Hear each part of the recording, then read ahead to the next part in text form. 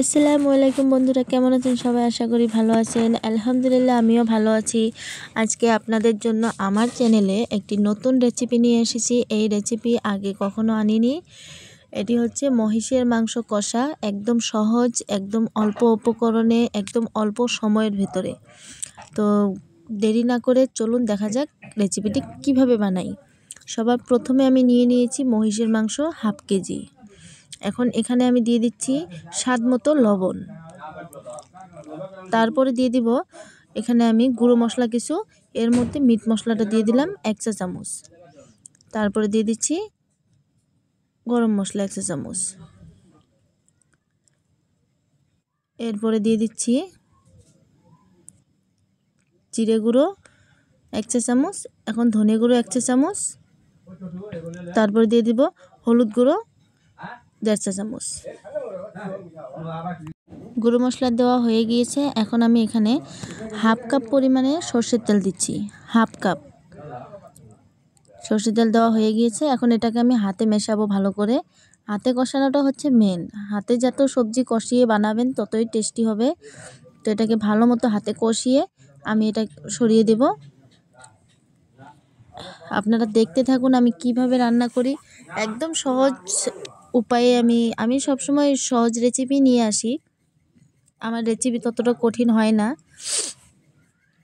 দেখুন এটা মাখানো হয়ে গিয়েছে। আমার আজকে পুরো সর্দি লেগে গিয়েছে, আমার কথাটা বলতে একদম প্রবলেম হচ্ছে। তো যাই হোক, এখানে আমি কড়াই বসিয়ে দিয়েছি, গরম হয়ে গেছে। এখানে আমি 1 কাপ পরিমাণ তেল দিব। ওখানে আমি হাফ কাপ দিয়েছিলাম, এখানে 1 কাপ দিলাম। তেলটা গরম হয়ে গিয়েছে। এখানে আমি কিছু আলু রেখেছিলাম কেটে, আলু কয়টা আমি লালচে করে ভেজে নেব। আপনারা দেখতে থাকুন আমি কিভাবে আলু কয়টা ভাজি। আর ভিডিওটা দেখে যদি ভালো লেগে থাকে অবশ্যই কমেন্ট বক্সে জানিয়ে যাবেন, কমেন্ট করা ভুলবেন না। তো আলুগুলো দেখুন লালচে হয়ে গিয়েছে, তেমন কিন্তু একদম ভাজিনি, একটু একটু হালকা হালকা করে ভেজেছি।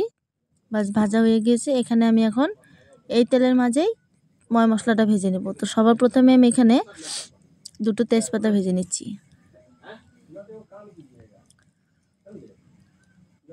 কিছু বাটা মশলাও রেখেছি, আপনাদেরকে বলে দেব আমি বাটা মশলা কী কী দিয়েছি। তো এখানে আমি পেঁয়াজটা ভেজে নিলাম। পেঁয়াজ দিয়েছি মনে করেন এখানে আমি 200 গ্রামের মতন পেঁয়াজ নিয়েছি। কারণ পেঁয়াজটা আমি আন্দাজে নিয়েছি, মেপে নেইনি, তো তাই 200 গ্রামের মতন নিয়েছি। পেঁয়াজটা একদম লালচে লালচে ঘামা ঘামা হয়ে গিয়েছে ভাজা। এইভাবেই ভাজতে হবে কিন্তু। পেঁয়াজ ডাঁট থাকা অবস্থায় মশলা দেওয়া যাবে না। পেঁয়াজটা একটু শরীর ছেড়ে দেবে, তারপরে দিব এই মশলাটা হচ্ছে কাঁচা লঙ্কা বাটা এটা। তো কাঁচা লঙ্কা বাটা দিয়ে দিলাম। আপনারা ঝাল যেরকম খান সেই রকমই দিবেন। আমি ঝালের অনুমানটা বললাম না, কারণ ঝাল সবাই সমান খায় না। ঝাল আর লবণ এটা সবাই কম বেশি করে খায়। তো আপনারা আপনাদের অনুমান মতো এই ঝালটা দিবেন। তো এখানে কাঁচা লঙ্কা বাটাটা দিয়ে দিলাম। এখন দিয়ে দিচ্ছি আদা রসুন বাটা। আদা রসুন বাটা আমি চায়ের চামচ দিয়ে 3 চামচ দিয়েছি।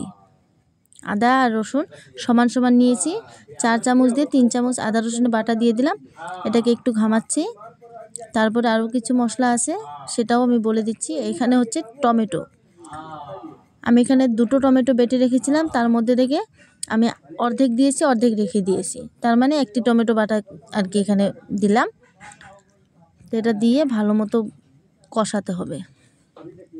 এটাকে ঢেকে রেখে দিই। এটা কষানো হয়ে গেলে দেখাচ্ছি। দেখুন বন্ধুরা, এটা কষানো হয়ে গিয়েছে। পানি ছেড়েছিল, সেটাও শুকিয়ে গিয়েছে, দেখতেই পাচ্ছেন। এইভাবে একদম সুন্দরভাবে নেড়ে চেড়ে মশলাটাকে কষাতে হবে। কারণ কাঁচা লঙ্কার একটা ঘ্রাণ আছে, সেই ঘ্রাণটা যেন সবজিতে পড়ে না যায়, নইলে কিন্তু সবজিটা খারাপ হয়ে যাবে। এইভাবে একদম কষিয়ে নেবেন। পুরো পানিটা শেষ হয়ে যাবে, এটা তেল ছেড়ে দেবে। তেল বেরিয়ে এসেছে। তেল বেরিয়ে আসলে মনে হবে যে এটা হয়ে গিয়েছে। এটা হয়ে গেলে এখানে আমি মাংসটা ছেড়ে দিচ্ছি। আপনারা দেখতেই পাচ্ছেন আমি কিভাবে বানাচ্ছি। এভাবে একবার বাড়িতে বানিয়ে খাবেন। আর আপনাদের রেসিপিটা আমাকে বলে যাবেন। আপনাদের মতনও আমি একবার বাড়িতে ট্রাই করার চেষ্টা করব। সবারই হাতের রান্না একবার খেয়ে দেখব। আপনাদের হাতের রান্না হয়তো খেতে পারবো না, তবে আপনাদের মতো চেষ্টা তো করতে পারবো। অবশ্যই আপনাদের রেসিপি আমাকে কমেন্ট বক্সে জানিয়ে যাবেন। আর আমার রেসিপিটা আপনাদের কাছে কেমন লাগলো, যদি নতুন হয়ে থাকে তাহলে অবশ্যই জানিয়ে যাবেন, ভালো লাগলেও বলবেন, খারাপ লাগলেও বলবেন। তো আমার এই মাংসটা কিন্তু কথা বলতে বলতে আমি কষিয়ে ফেলেছি, পানি ছাড়াই কষিয়ে ফেলেছি, পানি দেইনি। এটাকে পানি দিয়ে আবার কষাতে হবে।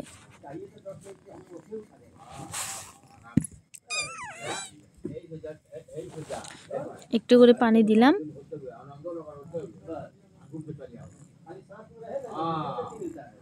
এখন আলুগুলো দিয়ে দেই।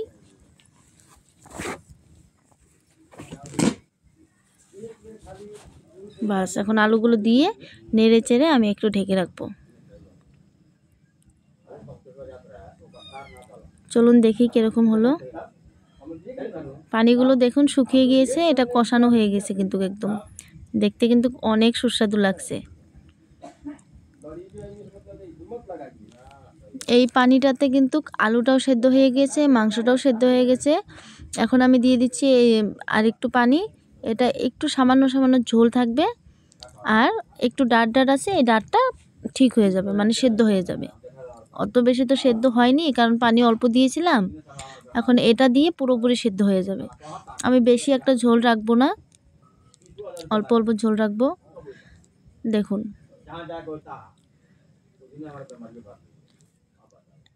এই ঝোলটাই রাখতে হবে, এর থেকে বেশিও রাখা যাবে না, কমও রাখা যাবে না, কারণ এই ঝোলটা যখন নামিয়ে ফেলবেন তখন কিন্তু আরও শুকিয়ে যাবে। এটা কিন্তু হয়ে গিয়েছে, আমি আপনাকে এটা বেড়ে দেখাচ্ছি। দেখুন তরকারি হয়ে গিয়েছে, আমি গ্যাস অফ করে দিয়েছি।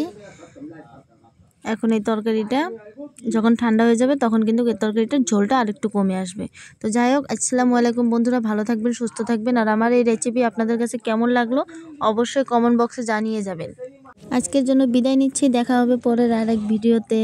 Tata, bye bye.